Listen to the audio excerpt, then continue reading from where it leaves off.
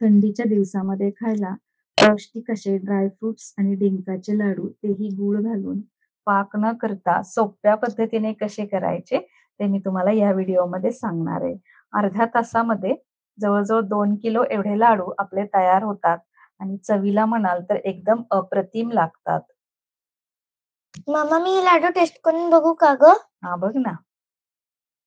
मी taste करून बघते हां. वाव! हे लाडू किती छान झालेत. मला हे लाडू तर खूप आवडलेत. अशाच इनोव्हेटिव्ह आणि मस्त आणि युनिक रेसिपीसाठी माझ्या मम्मीच्या चॅनलला लाईक, शेअर, सबस्क्राईब नक्की करा. व्हिडिओ शेवटपर्यंत पहा. तोवर मम्मी सांगतेय हे लाडू कसे बनवायचे व्हिडिओमध्ये. त्यामुळे जर तुमचे लाडू एकदम एकदम एकदम मस्त झाले, कमेंटमध्ये नक्की सांगा. व्हिडिओला सुरुवात करूया. तर माझी मम्मी सांगणार आहे ही रेसिपी कशी करायची. Welcome to Nanda's unique kitchen. Healthy डिंक लाडू करण्यासाठी मी इथं खजूर घेतलेली आहे. ती 200 ग्रॅम एवढी, म्हणजे कप मेजरमेंटनी 2 कप आहे. त्याच्यानंतर खोबरं घेतलेलं आहे 1.5 कप एवढं, म्हणजे साधारण 150 ग्रॅम असेल. मखाने घेतलेले आहेत 1.5 कप, तेही 100 ग्रॅम असतील. त्याच्यानंतर 1 कप खारीक पावडर आहे. 1 कप एवढे बदाम आहेत. 1 कप काजू घेतलेले आहेत. त्याच्यानंतर 1 कप काळे आणि ब्राऊन कलरचे मनुके, दोन्ही अर्धे अर्धे घेतलेले आहेत. 100 ग्रॅम एवढा डिंक आहे, म्हणजे साधारण पाऊण कप. 1 कप चिरलेला गूळ आहे. कोणत्याही एका वाटीच्या मेजरमेंटने तुम्ही हे घेऊ शकता. आपल्या घरामध्ये असणारी ही जी वाटी आहे ती कप मेजरमेंटची आहे. त्याच्यानंतर अर्धा कप एवढे मी सनफ्लावर सीड्स घेतलेले आहेत. अर्धा कप पंपकिन सीड्स घेतलेले आहेत. पाव कप मगज बी आहे.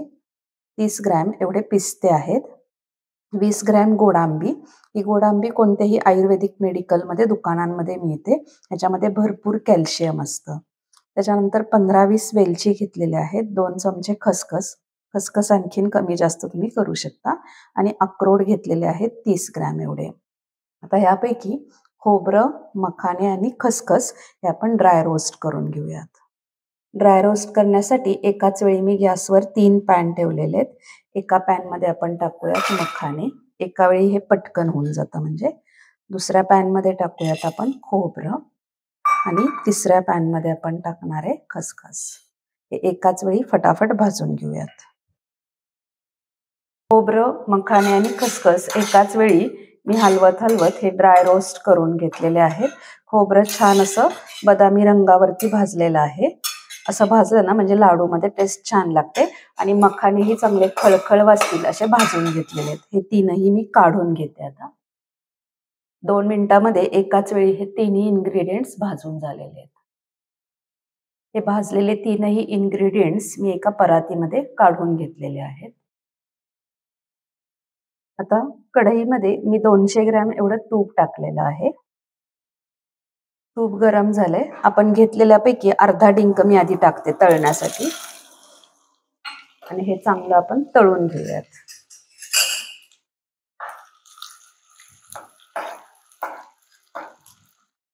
डिंक चांगला फुलला पाहिजे.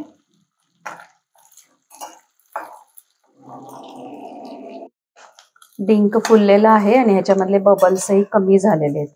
म्हणजे हा डिंक छान आतपर्यंत तळला गेलेला आहे. आपण काढून घेऊया त्याच परातीमध्ये. मीडियम फ्लेमवरती सतत हलवत हलवत डिंक तळून घ्यायचा, म्हणजे तो आतपर्यंत छान तळला जातो, असा छान फुलतो आणि कच्चा राहत नाही. हे काढून घेते मी. आता उरलेला डिंकही आपण तसाच तळून घेऊया. 2 बॅच मध्ये मी हा डिंक तळून घेतला.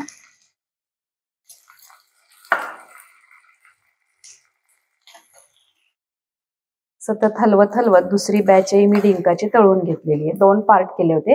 पहिले मी मोठे खडे टाकले आणि नंतर मीडियम. हे मी जरा कुटून घेतलं होतं. खूपच मोठे खडे असतील तर तळताना ते आतपर्यंत नीट तळले जात नाहीत. हेही मी काढून घेते. हा सगळा डिंक आपला छानपैकी तळून झालेला आहे. आता त्याच तुपामध्ये आपण टाकूयात काजू. काजूही तळून घ्यायचे. तळल्यामुळं ना जी टेस्ट खूप छान लागते. अर्धा मिनिट लागतो. तूप गरम झालं की फटाफट होतं. काजू, बदाम, ड्रायफ्रूट सगळे तळून. काजू आपले छान बदामी रंगावर तळून झालेले आहेत. त्याच्यामुळे काय होतं, ड्रायफ्रुट्स लाडूची टेस्ट छान लागते जेवढं आपण चांगलं तळून घेणार. हे मी काढून घेते. त्याच्यामध्ये टाकूयात बदाम. अर्धा मिनिट लागतो तळायला, पण तळल्यामुळे खूप खमंग लागतात हे लाडू. आता काजू आणि हे बदाम भाजायला घेतले तर इतका छान वास येतोय. हे आपण अर्ध्या मिनिटासाठी तळून घेऊयात. बदामही तळून झालेले आहेत, आपण काढून घेऊयात. तडतड वाजतात बघा, ह्याला क्रॅक्स गेलेले दिसत असतील. हे बदाम छान आपले तळले गेलेले आहेत. काढून घेऊयात आपण सगळे. बदाम सगळे काढून घेतलेले आहेत. आता ह्याच्यामध्ये जातील आपले मनुके. मनुके टाकून घेऊया. तर हे मनुके ही छान फुलेपर्यंत आपल्याला तळून घ्यायचे. हे छान टम्म फुगतात असे तुपामध्ये. ते फुगेपर्यंत आपल्याला हे तळून घ्यायचे.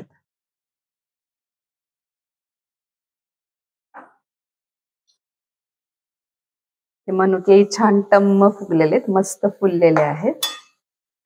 तर हे आपण काढून घेऊयात. हे मनुके सगळे मी काढून घेतले. तुम्ही पूर्ण ब्लॅक रेझिन्स वापरले तरीही चालतील. ब्लॅक रेझिन्समुळे टेस्ट छान होते. माझ्याकडे मी लाडू करायला घेतले आणि ह्याची क्वांटिटी कमी होती म्हणून मी दोन्ही मिक्स घेतलेले आहेत. आता टाकूयात अक्रोड.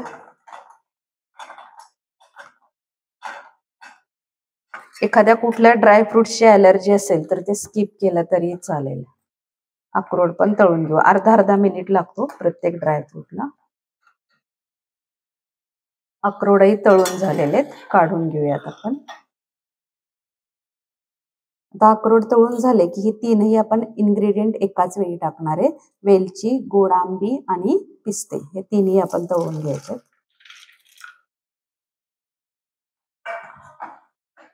वेलची तळून ह्याच्यामध्ये बारीक केली ना खूप छान लागते, म्हणून मी अशी टाकली. वेलची पावडर टाकण्यापेक्षा वेलची अशी तळून टाकायची. तुपामध्ये छान फुलते आणि टेस्टही छान लागते त्याची. हे आपलं तळून झालेले. वेलची छान फुललेली आहे.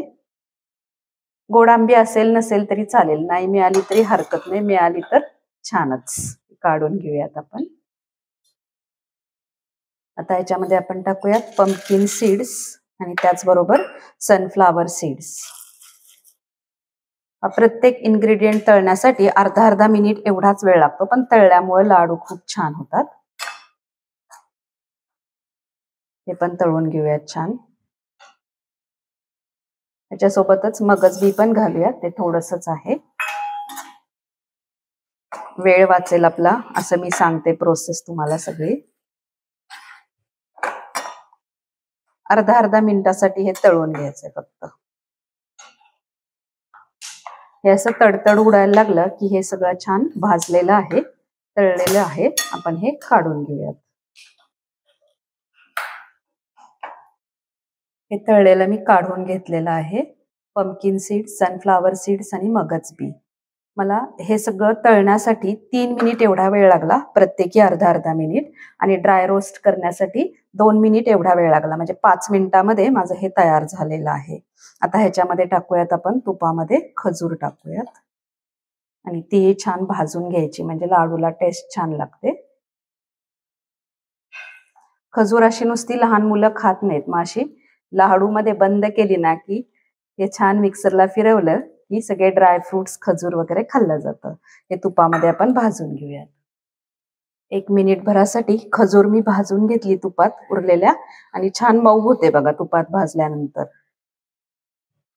दही काढून घेऊयात आपण. खजूरही मी काढून घेतलेली आहे. खजूर काढून घेतली. आता त्याच कढईमध्ये आपण ही खारीक पावडर टाकूयात आणि ती पण 1-2 चमचे तूप टाकून भाजून घेऊया. टोटल आपल्याला 200 ग्रॅम एवढं तूप लागतं ह्या सगळ्या प्रोसेससाठी. तुम्हाला दिसतं ह्या कढईमधलं सगळं तूप वापरलं गेलेलं आहे, शिल्लक राहिलेलं नाहीये काय. खारीक पावडर अशी कोरडी भाजली किंवा 1-2 चमचे आपण तूप टाकूयात, म्हणजे आणखीन छान खमंग लागेल.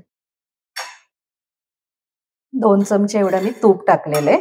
ह्याच्यावर 1 मिनिटभरासाठी मीडियम फ्लेम वरती ही खारीक पावडर आपण भाजून घेऊयात.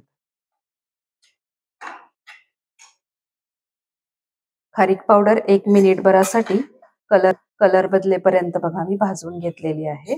त्याच्यामुळे टेस्ट छान लागते तुपामध्ये भाजल्यामुळं. हे आपण काढून घेऊयात. बघा हे ड्राय रोस्ट करून आणि तळून सगळं माझं 7 मिनिटामध्ये झालेलं आहे. आता ह्याच्यामध्ये आपण घेतलेला गूळ ऍड करायचा आपल्याला.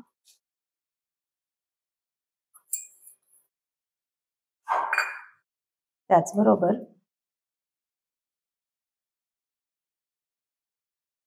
आपण थोडी केशर टाकूयात